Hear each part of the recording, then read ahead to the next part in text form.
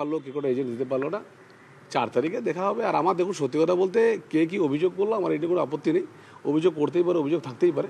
আমি তো বলছি না, আমি কি বলছি যে আমি বলছি বাংলার একটা কালচার রয়েছে কিছু বুথ দখল করে নেবো, কারণ আমি বুথ দখলের এই ব্যাপার রাজনীতির আমার অনেকদিন আগের থেকে অভিজ্ঞতা আছে।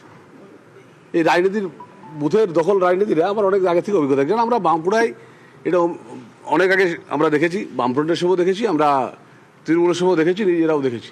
তো সেই কারণে এইসব নিয়ে এতটা ভাবিত নেই।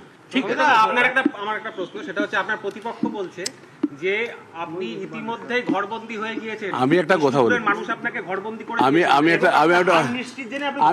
আমি একটা কথা বলি আপনাকে, রাজনীতিতে কিছুটা পিছিয়ে আসাটাও সিংহের গর্জনও তো হতে পারে।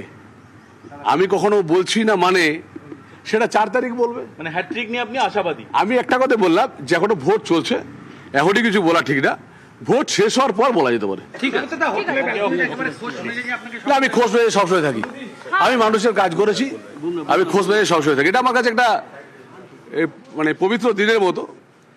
ভোট হচ্ছে একটা পবিত্র দিন মনে করি আমি, এবং আমি তাই খোঁজ মেজাজে থাকি। মানুষ বলছে যে তো ভোট যুদ্ধ নয়, গৃহযুদ্ধ চলছে বিষ্ণুপুর। আমি আপনাকে বলি, কে কি বললো না বললো জানি না, আমি জানি Bishnupur for development, Bishnupur for heritage city, Bishnupur for মানে আরো এগিয়ে যাওয়ার ভাবনা। তো এটা নিয়ে আর ভাবি, বিষ্ণুপুর কে কি ভাবলো।